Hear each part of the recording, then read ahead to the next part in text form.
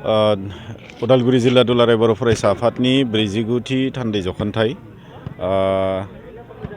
सरासनस्रायै जोङो साननैनि मेहेरगोनां हाबाफारिनि गेजेरजों बे थान्दै जख'न्थाइखौ खुंनो थाखाय लादों 10 आरो 11 जानुवारि दा बेजोंनो लोब्बा लाखिनानै जिहेतु बुलुर गेलेनाया सानसेयाव जों फोजोबनो हाया दा बेखौ नोजोर होनानै जोङो सानसे सिगां दिनै 9 जानुवारिनिफ्राय जों जागायनो थाखाय लादों आरो बेखौहाय जोंहा मिरु दुलाराय बर' फरायसा आफादनि लोगो गेलेमु नेहाथारि मनिराम बरगयारि बिथाङा बेखेवनानै होलांबाय दा बे हिसाबै जोङो दुलाराय बर' फरायसा आफाद हिसाबै मोनफ्रोमबो दिखाव जोंनि लाइमोनफोरखौ बा बर' हारिखौ आपलिफ्ट खालामनायनि मोनसे थांखियै बा एजेन्डा लानानै जों खामानि मावबाय थादों आरो बेखौनो लानानै दिनै जोङो जोंनि कनभेन्सनाव जोङो बुलुर गेलेनाय बादायलायनाय काबादि गेलेनाय बादायलायनाय माराथन खारनाय बायदि बायदि गेलेनाय बिथिङाव जोङो हाबाफारि लाबोबाय थादों आरो दुलाराय बर' फरायसा आफाद हिसाबै जोङो आन्डार 13 फुटबल टुर्नामेन्टबो लादों बेनिफ्राय कालचारेल दिखावबो दुलाराय बर' फरायसा आफादा जथेस्थ'खिनि जोङो माने मोसानाय मुसुरनायनिफ्राय लानानै इभेन माने बैसागुनि समाव जोङो ट्रेनिं होनाय बेबायदि बायदि बायदि हाबाफारिखौ जों लादों गतिके थांखि आरो नोजोरा बेनो जे बर' हारि हिसाबै जोङो गोख्रों जानांगौ आरो मोनफ्रोमबो दिखाव जोंनि बर' हारिया जौगानाय फैनांगौ बेखौनो नोजोर होनानै जोङो बेफोरबायदि हाबाफारिखौ लादों दा दिनै उदालगुरि जिल्ला दुलाराय बर' फरायसा आफादाबो बे 49थि थान्दै जख'न्थाइजोंनो लोब्बा लाखिनानै बेबायदि मोनफ्रोमबो हाबाफारिखौ कालचारेल स्पर्ट्स आरो लिटारेरि बेबायदि हाबाफारिफोरखौ जों लानाय जादों आसा खालामदों साफ्रोमबो रायजो राजानि मददथिजों जोंनि मोनफ्रोमबो हाबाफारिया मोजाङै मोजां जाफुंगोन आरो गाबोननिफ्राय जितु जोंनि 49थि थान्दै जख'न्थाइनि मेन हाबाफारिया जागायगोन बेनि मोनफ्रोमबो हाबाफारियाव साफ्रोमबो रायजो राजा नोंथांमोनखौ लैहोर लैहोर फैनानै मददथिखौ होफैगोन आं बेखौनो मिजिं थिदों आरो बयनिसिमबो आर'ज गाबनाय थादों समफोर 11 जानुवारियावहाय जोङो मोनसे सेमिनार जों लानाय जादों हेल्थ एन्ड ड्राग एबिउस जोंनि सावस्रि आरो ड्राग्स बाहायनाय बा ड्राग्सनि गाज्रि गोहोम बेखौ लानानै जोङो मोनसे सेमिनार लादों फुंनि 10 बाजियाव जिहेतु जोंनि ओनसोलाव ड्राग्स जौ जुवा बेफोरो बिराद मोनसे माने बार्निं इस्यु बायदि जानानै थाबाय जोङो बिथिं भुटान बर्डार जों शेयार खालामो आरो प्राय माने जोंनि लाइमोनफोरा बे भुटान बे बर्डार सेर अरुणाचल बर्डार सेर बेफोराव थांनानै ड्राग्स जानाय जौ लोंनाय बेफोरो बिराद माने मोनसे फेशन बायदि जोंनि लाइमोनफ्रा लानानै दिनै माने लोब बे दिगथिं गावनि लाइफखौ नस्थ' खालामना लानायनि मोनसे दिगथिंसो आगान होलांनायखौ जों बांसिन नुदों दा बेखौनो नोजोर होनानै जोङो फिसा मोनसे पदक्षेप लादों बे सेमिनारनि गेजेरजों जे ड्राग्सआ मानसिखौ मा खालामनो हायो आरो ड्राग्सनि गेजेरजों जे जोंनि बर' हारिया बर' लाइमोनफ्रा धंस' जानो थांगासिनो दङ बेफोर गासैखौ एसे सरसा खालामलायनानै जाहाथे बेफोर गासै गाज्रि मुवानिफ्राय गाज्रि बेसादनिफ्राय जों गोजानाव थानो हायो बिनि थाखाय फिसा मोनसे पदक्षेप जों लानाय जादों बेयाव आलासि हिसाबै पाठशालानि जितु मंगलम रिहेबिलिटेसन सेन्टारनि कनसालटेन्ट मेडाम बिथां नितु खान्दुरि बिथाङा बाहागो लाफैगोन जोंहा डक्टर सासे जइन्ट डाइरेक्टर उदालगुरि बिथाङाबो बाहागो लागोन दा बेनि थाखाय आं खावलायदों बे हाबाफारियाव जाहाथे साफ्रोमबो रायजो राजा लाइमोनफ्रा एसे बाहागो लाफैयो आरो बरायनाय हाबाफारि जों दोनदों जोंनि साहित्य एकाडेमि एवार्ड मोनगिरि बिथांमोनखौ बरायगोन आरो लोगोसे मुंख्लं फोरदाना दैमारि बान्था जों मोनफ्रोमबो बोसोराव बावबोबाय थादों देग्लाय 15थि जागोन 15 बोसोर बा 15सा माने बान्था मोनगोन देग्लाय जोङो एग्रिकालचार सेक्टराव नायदोंमोन दा बे हिसाबै जोङो एसे नोंथांमोननि मिडियानि गेजेरजोंबो फोसावखांबाय बिथां सन्तला ब्रह्म बिथाङा सासे मोजां मोनसे आबादारि हिसाबै जोङो उदालगुरिनि मादावनो सायख'नानै मोनदों बिथांनो जोङो एवार्ड कनफार खालामनाय जागोन बेजों लोगोसे 1टा बाजारनिफ्राय जोंहा अपेन सेसन जागोन बेवहाय दुलाराय बर' फरायसा आफादनि मानगिरिद आफादगिरि बिथाङा गाहाय आलासि महरै बाहागो लागोन बिटिआरनि मानगिरिद CEM बिथां प्रमद बर' बिथाङा बेवहाय एपइन्टेड स्पिकार हिसाबै बाहागो लागोन गतिके दानि जिथु मोनसे थासारि बे मोनफ्रोमबो थासारिनि सायाव बे अपेन सेसनाव निस्सय सावरायनाय जागोन। दुलाराय बर' फरायसा आफादनिफ्राय रायजो राजानिसिम गोबां मानि एकर्ड इमप्लिमेन्टेसननि आरो गुबुन गुबुन बिथिङाव माने मेसेज मोनसे होनो गोनां निस्सय थागोन दुलाराय बर' फरायसा आफादनि आफादगिरि बिथांहा। दा गतिके बेफोर गासै मेसेजखौ बे माने अपेन सेसननि गेजेरजों होगोन। बेनि थाखाय साफ्रोमबो रायजो राजाखौ लोब लोबै फैनानै बे अपेन सेसनावबो माने बाहागो लानानै जोंनि जिखिनि हाबाफारि बेखौ जाफुंसार होगोन आं बेखौ मिजिंथिदों। आरो बेखौबो आं एसे मख'नो नागिरगोन, गाबोनो जिहेथु जोंहा डेलिगेट मोनसे सिटिं दङ जिल्ला आफाद हिसाबै उदालगुरि जिल्लाखौ फैबाय थानाय बोसोराव बोरैहाय आरो मा खामानि मावलांनो गोनां जोंहा दङ बेफोर गासैनि सायाव सावरायगोन। आरो जिहेतु मोनसे एकर्ड मोनसे जालांबाय, सरकार फारसेथिंनिफ्राय मोनसे डेडलाइन होनानै दोन्दोंमोन जे जेरैखि जाया मेक्सिमाम टु मेक्सिमाम माने एकर्डनि इमप्लिमेन्टेसनखौ 2024नि सिगां मावफुंगोन होननानै। दा दिनै बेफोर गासै बाथ्राफोरखौ जोंहा एसे सावरायनांगौ दङ। बे डेलिगेट सिटिंआ जोंनि थाखाय बिराद इम्परटेन्ट मोनसे सिटिं जागोन, जेराव माने जिखिनि अनुस्थान प्रतिष्ठान आरो जिखिनि इमप्लिमेन्टेसन जानांगौमोन बेफोरो माने एसे एनैया जादोंब्लाबो जथेस्थ'खिनि लेहेमिया जादों। दा बेफोरखौ बोरैहाय एसे स्पिडि मेनाराव मावफुंहोनो हायो बेफोरनि थाखाय जोङो थांखि लानांगौ दङ। जोंनि ओनसोलफोराव आं दहायबो बुंलांबाय जिथु ड्राग्स जौ जुवानि बिराद मोनसे हाब बायदि जानो थांगासिनो दङ। बेफोर गासैखौ हमथानो थाखाय जोङो मा प्लान आरो पलिसिसफोर लानो हायो बेफोर गासैखौ जोङो बे डेलिगेट सिटिंनि गेजेरजों सावरायनानै खामानि मावलांनांगौ दङ। दा बेनि थाखाय बिराद मोनसे इम्परटेन्ट बे डेलिगेट सिटिं जोंनि थाखाय जागोन।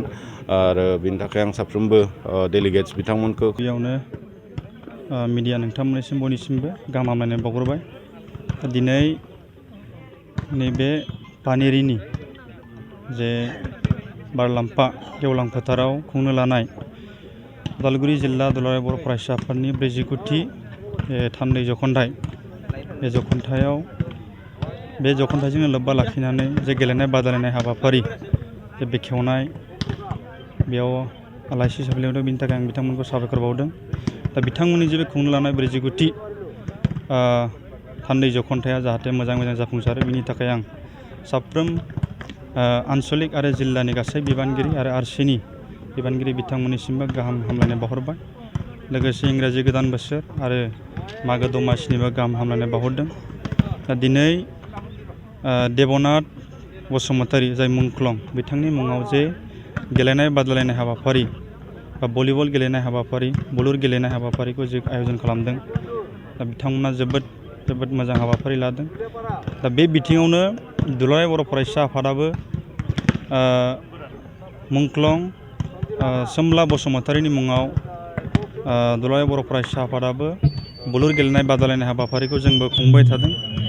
दा गेलेनाय बादायलायनाय बिथिङाव जोंनि इयुन जोलैफोरा जाहाथे उन जानानै थाया, दा बे बिथिंखौ नोजोर होनानै दुलाराय बर' फरायसा आफादा बड'फा गोजोरथियारि सोलायनाय मावथांखिखौ बिथा खालामनानै जोङो आन्सलिक इउनिट बा डिस्ट्रिक्ट लेभेल बा गुबुन जायगायाव थानाय बर' फिसाफोरखौ जाहाथे जावरिखाङो, बर' फरायसाफोरा जाहाथे जावरिखाङो गेलेनाय बादायलायनायाव। दा बे बिथिङाव नोजोर होनानै जोङो आन्डार 13 फुटबल गेलेनाय बादायलायनाय बे हाबाफारिखौबो जोङो लाबोदों। नैथि खेब बियो जानानै थांबाय। दा बे लेखायैनो दुलाराय बर' फरायसा आफादा बड'फा गोजोरथियारि सोलायनाय मावथांखिखौ बिथा खालामनानै गोदान जे आइजोफोरनि थाखायबो जेरै जों गाइड आरो हेल्थनि मुङाव काबादि बादायलायनाय खुङो दुलाराय बर' फरायसा आफादा, आरो बेनि अनगायैबो गुबुन बिभिन्न गेलेनाय जोंनि आजै आजौनि गेलेबोनाय परम्परा गेलेनाय बे बिथिङा जाहाथे दावगायो। आरो बेजों लोगोसे जोंनि जिबादि दानि मडार्न जुगाव गेलेनाय बादायलायनाय बे बिथिङावबो जाहाथे साफ्रोम फरायसाफोरा बा जोंनि इयुन जोलैफोरा जाहाथे दावगाखाङो, बेनि थाखाय दुलाराय बर' फरायसा आफादा जेब्लायबो नाजाबोदों आरो खामानि मावबाय थाबोदों। जोङो दुलाराय बर' फरायसा आफादा सोलोंथाइनि बिथिङाव खामानि मावबाय थादों आरो फरायनायजों लोगोसे गेलेनाय बिथिङावबो दावगासारनो थाखायनो दुलाराय बर' फरायसा आफादा जेब्लाबो खामानि मावदों। आरो निस्सय नैबे उदालगुरि जिल्ला दुलाराय बर' फरायसा आफादा जे खुंनो लानाय मुंख्लं देबनाथ बसुमतारीनि मुङाव जे बुलुर गेलेनाय बादायलायनाय बे हाबाफारिया मोजाङै साक्सेस जागोन। आरो बिथांमोना जाहाथे गेलेनाय बादायलायनायनि गेजेराव ओनसोलाव जाहाथे मोजां मोनसे थासारिखौ सोमजिनो हायो, बिनि थाखाय आं बिथांमोननिसिम साबायखर बावनानै एसेनोसै बेबादि गोजौ फारसे गेलेहैनो हायो बिनि थाखाय माबायदि राहा लागोन आबसु हिसाबै? दुलाराय बर' फरायसा आफादा जेब्लायबो जों जि सरकारानो फैया मानो आसामावनो बा जोंनि बिटिआर ओनसोलाव दा बे बिथिङाव जोङो जेब्लायबो सावरायबाय थादों। दिनै बुंनो थाङो जों बुंनानै लानांगौ जाना फैदों, मानो होनबा दुलाराय बर' फरायसा आफादा आन्डार-13 जे खुंनाय बे खुंनाया दाखालि चिरांनि थाइखाजरायाव जे फाइनाल बे जानानै थांदों नैथि खेब। दा बे बादायलायनायाव देरहासार जानाय चिरां डिस्ट्रिक्टनिफ्राय बेस्ट प्लेयार हिसाबै मोननो हादोंमोन जोंहा गेवलांसार मोसाहारि आरो हाइ स्करार हिसाबै जोङो फोसावदोंमोन खोमसार बसुमतारी। दा बिथांमोना बिटिआरनि CM मानगोनां प्रमद बर' बिथाङा फोसावनाय लेखायै जे कनकेसर नार्जारिनि मुङाव एक्सेलेन्स एवार्ड हिसाबै जे फोसावदोंमोन देग्लाय, बेवहाय बिथांमोननि मुङाबो सोसनजादों आरो बिथांमोना दुलाराय बर' फरायसा आफादनि आन्डार-13 जे खुंनाय बादायलायनाय नि लेखायैसो बिथांमोना नैबे 1 लाख रांनि जे अनसुंथाइ स्कलारशिप बेखौ बिथांमोना मोनफुंनो थाखाय बिथांमोना दिनै खाबु मोनदों। दा बे लेखायैनो बिटिआर ओनसोलाव थानाय फारफ्रोम गेलेनाय बादायलायनाय जेरै सोरबा काराटे गेलेनाय बा सोरबा बायदिसिना काबादि नेसनेल प्लेयार हिसाबै भलिबल बायदिसिना गेलेनाय बा फुटबल गेलेनाय जिखियानो थाया मानो बिथांमोनाबो नैबे खाबुखौ मोननो हादों। आरो बे लेखायैनो जोङो दुलाराय बर' फरायसा आफादाबो जेब्लायबो सानदों जे गोदान माबा मोनसे जोङो सोरजिबावनो हायो नामा, जे गेलेनायखौ माबा मोनसे आइडिया जोङो लांनो हायो नामा। जों जेबादि आन्डार-13 खुंदों बेबादिनो हिन्जावसाफोरनि थाखायबो गोदान माबा मोनसे आयजन खालामनानै जों ओनसोलाव फरायसाफोरखौ बा इयुन जोलैफोरखौ मोनसे थुलुंगाखां खालामनो हायो नामा। फरायनायनि अनगायैबो जों बेखौ जेब्लायबो नोजोर होबाय थादों आरो जों गभर्नमेन्टजों जेब्लाबो सावरायदों जे जोंनि जाहाथे इयुन जोलैफोरा जाहाथे गेलेनाय बादायलायनायाव जायफोरा एक्सेलेन्स बा मोजां स्किल दं बिथांमोनाबो जाहाथे ओरैनो बेखाराव गोदोनानै थाया। दा बिथांमोना जाहाथे स्टेट प्लेयार बा नेसनेल प्लेयार हिसाबै गेलेनायनि खाबुखौ बिथांमोनाबो मोनलांनो हायो, बिनि थाखाय जों जेब्लायबो सावरायबाय थादों। जोबथानाय जेबो फारागथि गैया, खिन्थु जों नुनो मोनदों जितु दा भलिबलाव जों हौवासाफोरखौल' गेलेहोनाय, दा हिन्जावसाफोरनि थाखाय माबा मोनसे स्टेपफोर लानाय जागोन नामा फैबाय थानाय समाव? दुलाराय बर' फरायसा आफादा जे माहारियारि आफाद हिसाबै जोंनि बर'फोरा जे गादब जानाय डमिनेट खालामजानाय गुबुन हारिफोरजों, बे गादब जानाया जोंहा दावगाखांनो बा दावगाखांथ'वाखै। दासिमबो जोंहा नाजाबाय थानाय जे परिबेसा जोंनाव दङ, मानो होनबा जोंखौ जेब्लायबो स्कप होआ, जेब्लायबो जोंखौ गुबुनारिफ्रा गादबनानै दोननाय बे लेभेलाव जोंखौ खालामो। दा बेनि थाखाय ओनसोलाव जोंनि बेबादि गेलेनाय बादायलायनायनि जे परिबेसा एसेबां मानि दासिमबो हिन्जावसाफोरनियाव फैयाखै, फ्राय बहुदानो खम।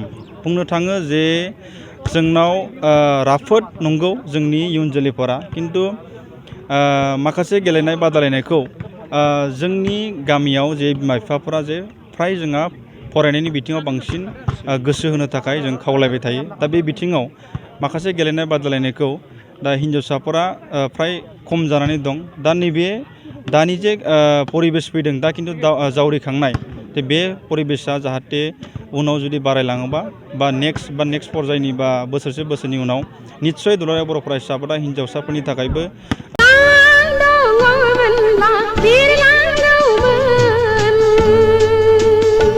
बर'नि गिबिसिन आबुं बर' सावथुन आलायारन सावथुनखौ नायनो हांखुर जानानै थानाय रायजो राजाफोरनि थाखाय गोजोनथाव खौरां। गावबा गावनि आंलाय आंनिसो सानदोंमोन। आलायारन सावथुनखौ अनसायगिरि रायजो राजाफोरनि थाखाय बाङाय बेसेनावनो दिन्थिनो थांखि लादों बड'सा फिल्म प्रडाक्शना।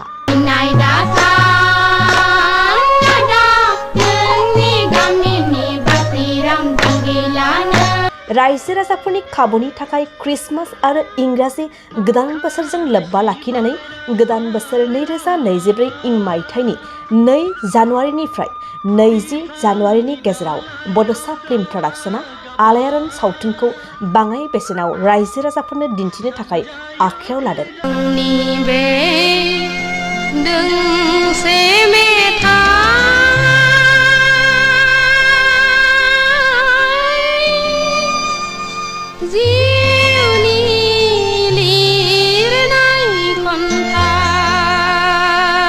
फैगौ 2 जानुवारिनिफ्राय 20 जानुवारिनि गेजेराव सिगाङाव लानाय बेसेननिख्रुइ गोबां खमसिन बेसेनाव आलायारन सावथुनखौ लांनानै रायजो राजाफोरनो दिन्थिनो हागोन। सुदेम बार बारनाय गोजोनग्लायनाय समाव बिरलाङो गोसोआ नोंनि सेराव। क्रिसमास आरो इंराजि गोदान बोसोरजों लोब्बा लाखिनानै आलायारन सावथुनखौ अनसायगिरि रायजो राजाफोरनि थाखाय बाङाय बेसेनावनो दिन्थिनो थांखि लादों बड'सा फिल्म प्रडाक्शना। कुन्जेनि खैसाराव नोंथाङा गासनबाय, नोंथाङा गावनि खाफालखौ जाबाय। हाखौ लामारनो नाजायोब्ला बाथ्राया गाहाम जानाय नङालै। बेनिखायनो दासिमबो जुदि नोंथांमोनहा आलायारन सावथुनखौ नुवाखैब्ला थाबैनो जगाजग खालामदो आरो बाङाय बेसेनावनो लांनानै आलायारन सावथुनखौ नायनो गोसो जानानै थानाय रायजो राजाफोरनो दिन्थिहैदो। नों खालि आंनो 500 रांल' हर, हाया फाक्का। नोंथांमोना आलायारन सावथुनखौ सिगांनि बेसेननिख्रुइ गोबां खमसिन बेसेनाव लांनो थाखाय 8453766183 9678616741 आरो 7896298145 मबाइल नम्बराव फोनांजाब खालामदो।